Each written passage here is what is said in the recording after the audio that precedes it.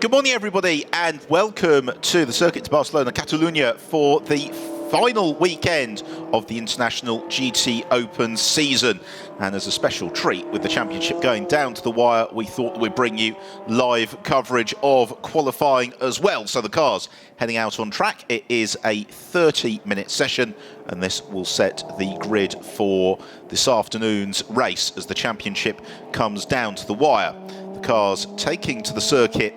Now we've got a bumper entry this weekend, well over 20 cars in the field and some very competitive entries amongst them as well. Unfortunately, free practice yesterday has put paid to the chances this weekend of the Leckner Mercedes and also the SF Racing Ferrari after various incidents. But it's good to see this car back on the grid. That is the Garage 59 McLaren of Michael Benham and Duncan Tappy. And it's Duncan Tappy who is at the wheel for this first session of the weekend. The track was damp this morning, but seems to be a little bit dry. Now as Alex Moiseev also turns some laps at the wheel of the Kaspersky Racing Ferrari, prepared by the AF Course team.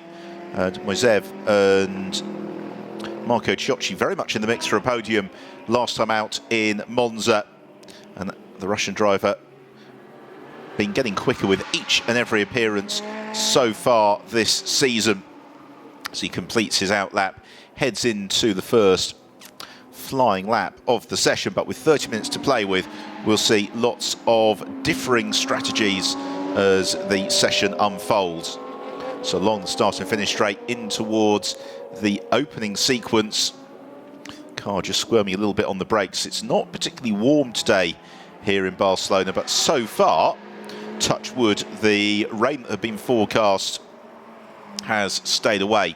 So in terms of the championship this weekend, then it basically is a three-way fight, but very heavily weighted in favour of Thomas Biaggi and Fabrizio Crostani. They arrive in Barcelona with a 29-point lead over Fernando Mohe and Gustavo Jacquemin, with Sean Balfe still just about mathematically within a chance of claiming the title. As Moiseev just runs a little bit offline through turn 5. Still looking to get a little bit of heat into the Michelin tyre, on which they all run. Bulk of the field taking to the track early on in this session, mainly to see how the conditions have changed from free practice yesterday. It started out as quite a nice day, and then there was a little bit of drizzle, which turned into quite heavy rain through the night. So Moiseev down into turn 10, and then climbing uphill through essentially the stadium section of the track before feeding back downhill through towards the notorious final corner. Slowed somewhat with the addition of this chicane a few years ago, also helps aid overtaking opportunities, as then the Ferrari runs around the right-hander and able to accelerate down the start and finish straight. That time from Moiseev, a 1:53.1. Obviously not really an indicative time at this stage of the session.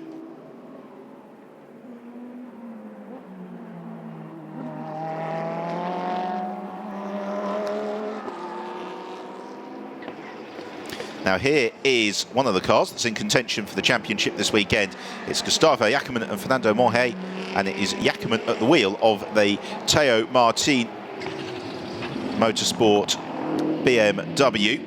The Colombian driver, and a problem there. That is one of the Antonelli Lamborghinis in the gravel trap. It's Manuel Diodati, who has pirouetted and unfortunately is fairly comprehensively beached as well. So disappointing there for the Italian, making his seasonal debut in the International GTOpen. Now hopefully they'll be able to get the Lamborghini out of the pits. There is Fernando Mohe, and the gentleman on his left-hand side is Peter Schotthorst, who is the co-pilot of the sister BMW team Teo Martin BMW, that is currently out on track in the hands of Miguel Ramos.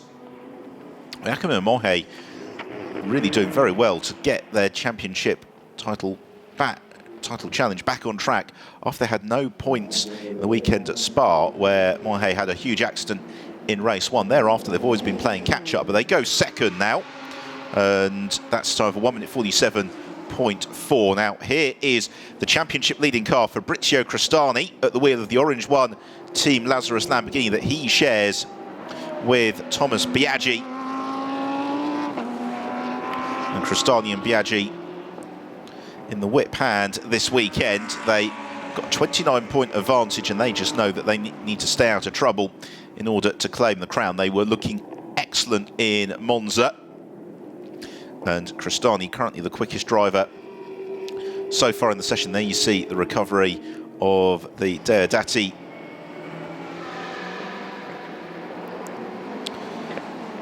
Lamborghini. Still got a couple of cars yet to appear in the session, and with 30 minutes to play with, we've seen lots of alternating strategies this year. Some teams preferring 2 runs in qualifying, others preferring just to go out and do a single challenge. Of course, alongside the championship contenders this weekend, as Crestani gets out of the lap and allows Ramos through, we have got a lot of additional entries who could certainly be in the mix with regards to race victories. There's Ramos out, breaks himself, runs a little bit wide through turn 10 and rejoins. Now, with the exception of the Attempto Racing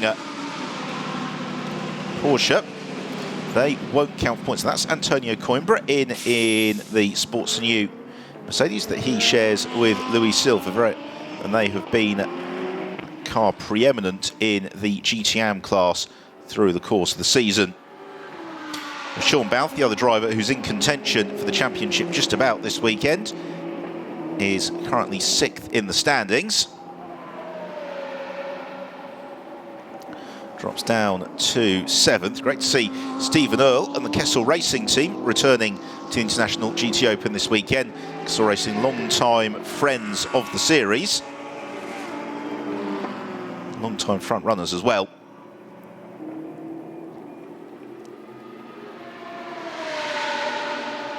Ramos looks to pick up the pace once more, approaching 1/3 distance in the session, and it is Crestani who leads the way. Gustavo Yakiman 2nd, Duncan Tapi's 3rd, Miguel Ramos is in 4th.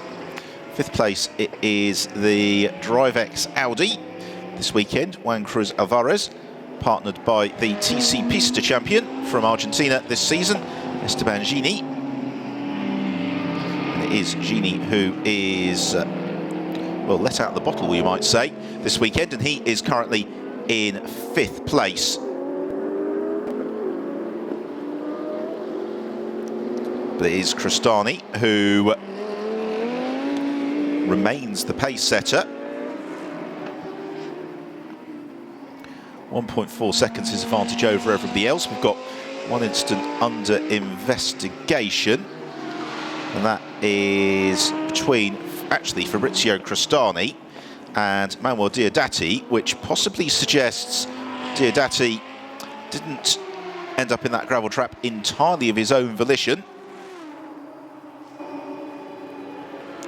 So along the start and finish straight for Fabrizio Crestani. Gustavo Yakiman, meanwhile, peels into the pits. Miguel Ramos looks to line up. Doesn't improve his lap time at 1 minute 49.7 versus his personal best of a 1 minute 48.1. But we're still yet to see the really representative times being set this weekend. One car that's certainly going to be very, very interesting to watch the progress of, however, is the Attempto Racing Porsche 911, one of 3 Attempto Racing cars in the field of Kevin Estre and Peter Terting. Estre, of course, we have seen at the wheel of the Garage 59 McLaren already this season. There is the second of the TF Sport Aston Martins of Mark Farmer, just running fairly slowly with his installation lap. But Estre and Peter Terting, a very strong entry. Here's Ewan Hankey, who goes second now in the TF Sport Aston Martin. This is the car that we've seen throughout the course of the season, and Hankey and Uluk resplendent from their victory in Monza, but a little bit concerned to see Farmer going just as slowly as that, actually, on their way around on this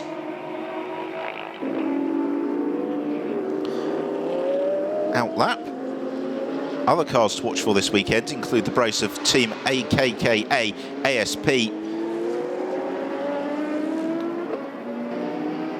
BMWs.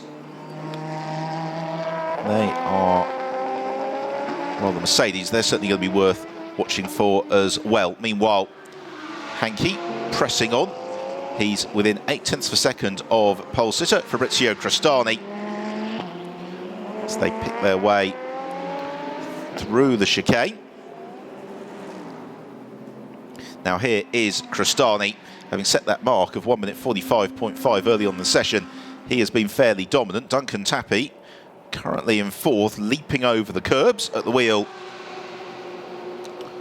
of the Garage 59 McLaren. Here Michael Benham having to miss the Monza event, of course, after the incident that befell them in testing for Monza.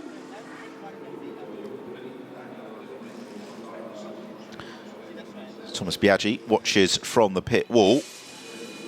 Now we've got a yellow flag out over at turn 7, so somebody else in a little bit of trouble as Crostani backs right out of the lap. I fear that that is possibly, yes it is, Mark Farmer in the TF Sport Aston Martin. So Farmer, disappointing entry to the International GTOpen for him and John Barnes this weekend, though. Will be starting from the back of the grid, providing all is repairable with the car, as Miguel Ramos, the reigning champion, mathematically unable to claim the title this weekend. There you see the door open on Farmer's car. Mark Farmer and John Barnes have been stars of the British GT Championship, moving up to international competition this weekend, but unfortunately as yet not able to set a time. Here comes the Mercedes then of Jean-Luc Bourbelique, one of the two AKKA ASP team Mercedes, immaculately prepared cars. And Bourbelique, who was runner-up in last year's French GT Championship, currently 8th place in the session. And he flashes his headlights as he comes onto terms with Emil Lindholm, the Audi TT Cup driver in the Attempto Racing Lamborghini Huracan, because Attempto Racing, as we said, they've got 3 cars entered this weekend, 2 Porsches and a Lamborghini. And it is the Finnish driver Lindholm at the wheel of the Lamborghini. Now Bourbelique won't be able to clear him on this occasion. So we've got 16.5 minutes to go. Crostani tops the standings, then it's Ewan Hankey second, third is Gustavo Jackerman, fourth is Duncan Tappy, fifth Miguel Ramos. Now fifth goes Sean Balfe in the Balfe Motorsport Mercedes. So Sean, not Mercedes, rather McLaren. So Sean goes up into 5th place. Miguel Ramos slips to 6th. Esteban Gini is 7th. Benjamin Ricci is in 8th, and he leads the GTAM standings, clear of Kevin Estre in 9th. And then Jean-Luc Bourbelique completing the top 10. But we have got the majority of cars currently in the pits. Means the track is a little bit quieter. Now here is Sean Balfe. Mathematically, Sean's still in the championship hunt. He's 40 points adrift of Crostani and Biaggi, but once drop scores are taken into account, he's 42 points back, which means that for Sean to claim the championship, he needs to win both races and hope that Crostani and Biaggi finish out side of the points in both of them, and that Gustavo Jackerman and Fernando Moye are well beaten. And the disappointment for Sean is that he would have been much closer in the title fight coming to this weekend, but for the puncture that was picked up on lap 1 in the second race in Monza, and that slowed Sean right down to the back of the field. And without a safety car in that race, it meant that they finished some way adrift.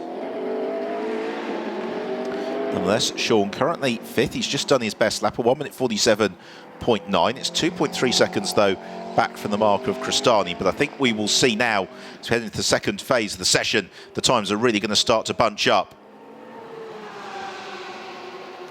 Balfe navigates the final chicane, picks up the throttle through the final turn, we're going to see improvement from Sean on this occasion. As he sprints along the start and finish straight, we see improved time, a 1 minute 47.5, but no improvement in his position, so he remains in 5th.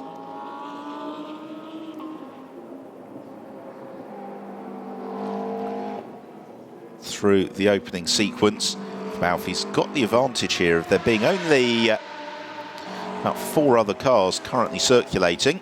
A few more just venturing out of the pits now. Meanwhile, Benjamin Ricci in the 2nd of the AKKA Mercedes, currently in 8th place on his outlap, leads the GTOpen class from the Sporting New Mercedes. We're currently watching the hands of Antonio Coimbra. Coimbra in 14th. 2nd of the GTOpen runners ahead of Jürgen Hering, Stephen Earle and Manuel Diodati.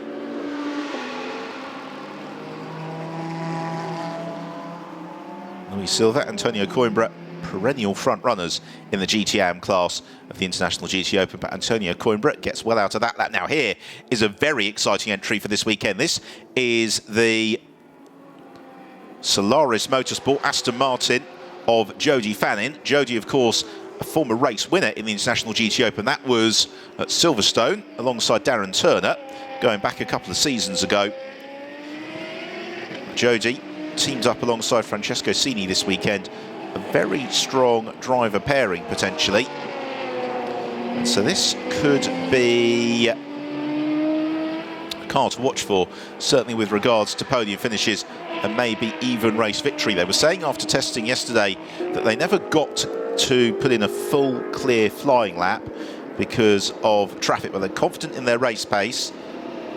And so what can Jody Fannin do? Car currently on its outlap. Headlights flashing. Here is Kevin Estre at the wheel of the Attempto Porsche, the car he shares with Peter Turting. Now this is surely a potential race winner as well this weekend. Oh, and into the gravel trap and into the tyre wall goes Antonio Coimbra. And with the gravel compressed from the overnight rain, there wasn't an awful lot the Portuguese driver could do to slow the Mercedes down. He bumps into the tyre wall over at turn 5. Hopefully not picking up too much damage on the car. But what this means again is we've got all these quick cars on track, and Estre clearly on a flying lap, who are possibly going to have to slow down for the yellow flags. Meanwhile, up into 3rd place goes Emil Lindholm at the wheel of the Attempto Lamborghini Huracan. Now what can Kevin Estre do? He's currently in 6th. His last lap was a 1 minute 47.2. So that was 1.7 seconds back from Cristani's pole mark. And Estre coming towards the end of the lap now. The versatile French driver navigates the chicane, heads on to the final turn, picks up the throttle and breaks the timing beam now, and actually doesn't improve. A 1 minute 47.3 versus the 1 minute 47.2 that he did last time around. With that yellow flag, well, we've got multiple yellow flags on track now. We've got them at turns 2, turns 4 and turns 5. And so this is a most unusual session in that this is the point in qualifying when we normally start to see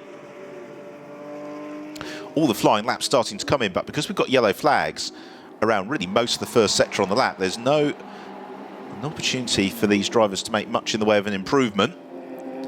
Certainly Kevin Estre can see us back right off. Meanwhile, Alex West heads into a flying lap.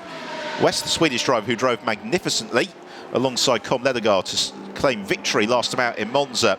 It was great defensive drive from West, and then when the opportunity presented itself for him to make a jump over the rest of the field, he took full advantage. Now this is the section of the circuit, turns 4 and 5, where we've got the yellow flags. Particularly here downhill into turn 5 there. You see the background, no flag. That's why the recovery of Antonio Coimbra. So it takes away the opportunity for West really to improve on this lap.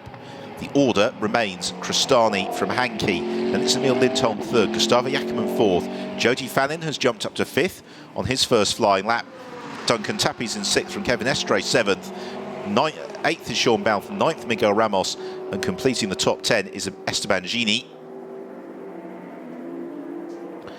West, as the graphic tells you, in 13th.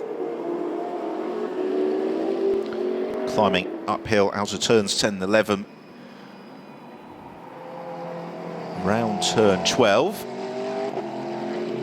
Still almost a third of the session to run, but Cristani's pole mark set very, very early on, and the Italian in the pits, yet to re-emerge.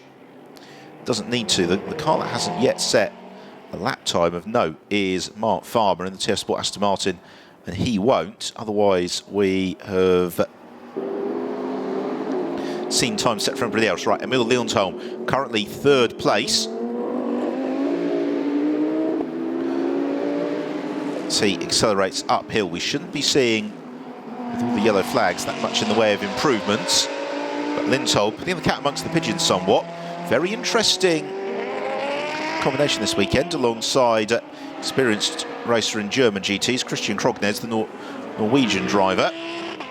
So well-balanced driver pairing, which is so often the key to success in the International GT Open. So this could be another car to add into the mix for the scratch positions. However, it is a car that won't be counting for points over the next couple of days here in Barcelona, and therefore, even if they win, the points for the victory will go to the first registered points finisher just behind. Here is Alex Moiseev, currently in 13th, having improved his time last time round to bump Alexander West down to 14th.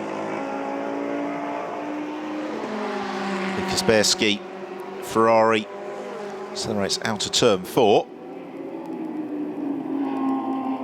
Emil Lindholm continuing to press on in 30s, set an improved mark, 1 minute 46.8, but Cristani has pole by 0.8 of a second over Hankey. Lindholm in 3rd is 1.2 seconds back, and then Jackman in 4th, 1.4 seconds back.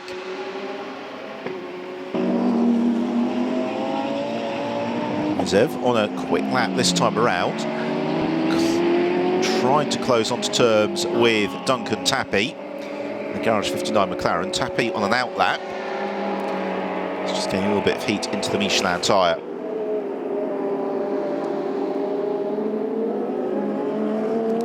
Right, so now Moiseev closes up onto turns with Tapi. We've also got Manuel Diodati, having recovered from his trip to the gravel, out and circulating. Diodati currently in 18th place, however. 1 minute 51.1, his personal best, and he set that last time around. Through the final chicane, and this lap has been somewhat ruined, really, for Alex Moiseev as Duncan Tapi winds up the pace. The Russian is going to be frustrated. He's lost several tenths of a second behind Tapi. He still sets his personal best lap of the session, a 1 minute 49.0. We've got one proof time that's going to be deleted, and we have got problems for Antonelli, who has a quick spin in the second of the Antonelli Lamborghinis. Marco Antonelli currently 17th in the car that he very excitingly shares with Daniel Zampieri. 6 minutes to go, and Gustavo Jackman back on track, but he's already been bumped down because we've seen improved time from Sean Balfe, who goes 3rd, a 1 minute 46.7. We've got deleted times for Alex West and also Jean-Luc Burbelique for improvement under the yellow flag, as we rather feared they might. So the order now: Cristani, Hankey, Balfe, Lindholm, Jackman, Fanin, Tapi and Estre. As Fabrizio Cristani heads back out on track, so does Kevin Estre. What can the Colombian Gustavo Jackman do? The championship on the line. He needs to find 1.4 seconds to overhaul Fabrizio Cristani.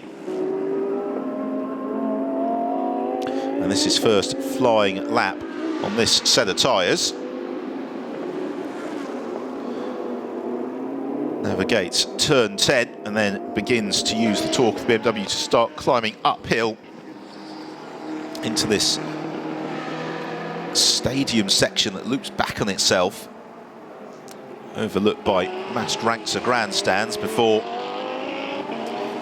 down into the chicane. Now he's got some work to do here, Gustavo Jacquemin, because we've seen a flurry of improved times up the order ahead of him. We'll bring you up to speed with them momentarily as Jacquemin accelerates out of the final turn, waits to break the time beat, which he does now, and he goes third, a 1 minute 46.5. So the order is still Crestani, Ewan Hankey in second, he's 6/10 adrift, Jacquemin third, 9/10 back, then Duncan Tappy's up to fourth. Here comes Esteban Gini in the DriveX School Audi, very nicely prepared car this year, the DriveX Audi, and Gini sets his personal best, goes 9th. Sean Balfe, headlights ablaze, behind him 5th.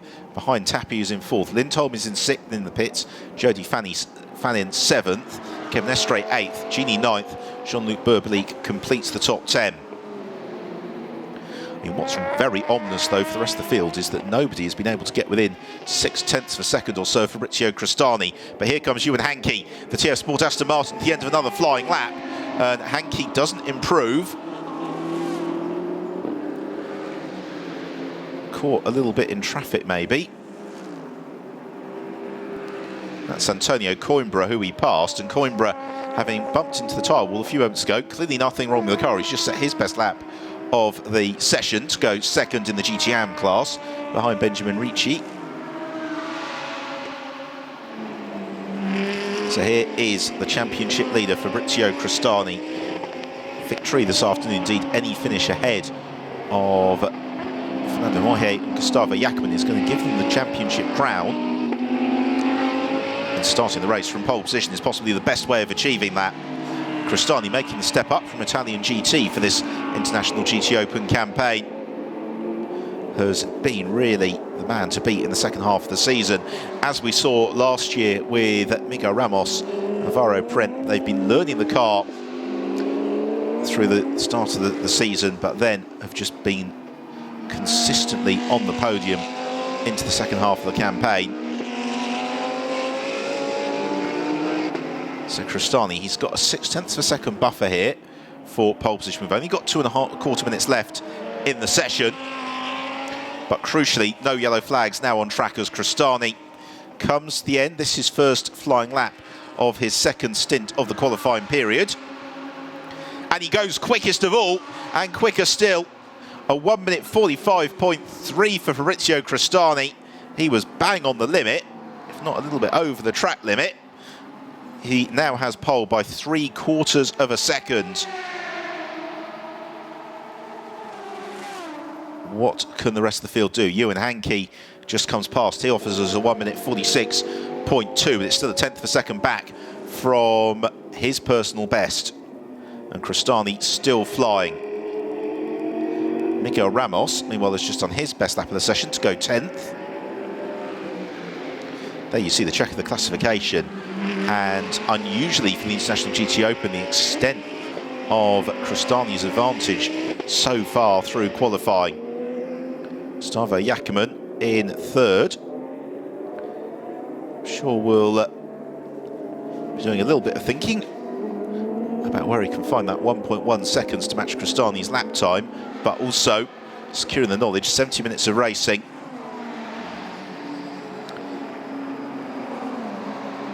Plenty of time for things to unfold. Marco Antonelli, currently in 12th place, darts to the inside of Benjamin Ricci. Ricci, the French driver, leads the GTOpen classification, currently 13th overall, ahead of Antonio Coimbra and Jürgen Haring. So the two Mercedes of Ricci and Burbeli, both showing well in this qualifying session, which is coming to a close. Just 15 seconds left on the clock, so neither of these cars is going to make it over the line between now and the checkered flag coming out. An improved time from Duncan Tappy for 4th, 1 minute 46.5. Checkered flag goes out. Has anybody got anything left in the locker for one final flying lap? Not Sean Balfe, he pulls into the pits in front of us, takes the checkered flag. Antonio Coimbra also takes the flag. Jacquemin is in the pits, but Tappy is still pressing on. Duncan Tappy at the wheel of the Garage 59 McLaren. It's a track that Duncan knows reasonably well from his time in Formula Renault 3.5 racing and, of course, his illustrious GT career.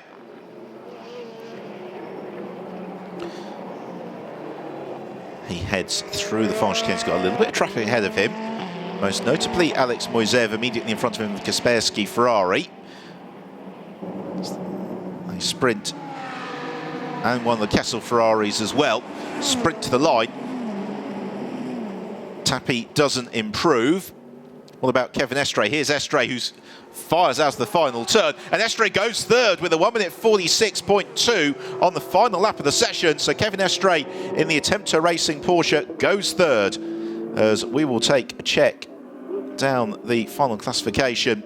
It is Crestani who has pole position from Ewan Hankey, then Kevin Estre and Gustavo Jackermann, Duncan Tappy and Sean Bouth on the third row, ahead of Emil Lindholm and Joni Fannin, then Esteban Gini and Miguel Ramos, Jean-Luc Burbelique and Marco Antonelli in 12th place. Benjamin Ricci is our GTAM pole sitter in 13th. Just about everybody through to take the checker flag. Indeed, the only car that hasn't done it, but does so now, is the pole sitter Crestani. A check then of that definitive classification pole for Crestani and Biaggi. Second place for Hankey and Uluk. Kevin Estre and Petter Turting, very impressive third. Had the Gustavo Jackermann and Fernando Moye. And all McLaren row 3, Michael Benham and Duncan Tappy, then Sean Bouth and Phil Keane. Lindholm and Krognes in the Attempto Lamborghini, 7th, head of Sini and Fannin, then Gini and Cruz Alvarez in 9th from Miguel Ramos and Peter Schotthorst in the 2nd of the Theo Martin BMWs. Jean-Luc Burbelique impressive in 11th, ahead of Marco Antonelli, with Benjamin Ricci completing, or rather heading, the GTAM classification in 13th from Antonio Coimbra, Jürgen Hering and Manuel Diodati.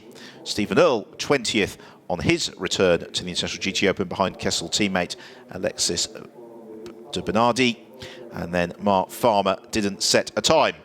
Well, thank you very much for joining us for qualifying. We will be back at 4:15 Central European time this afternoon for possibly the decisive race in the 2016 International GTOpen Championship. We will see you then.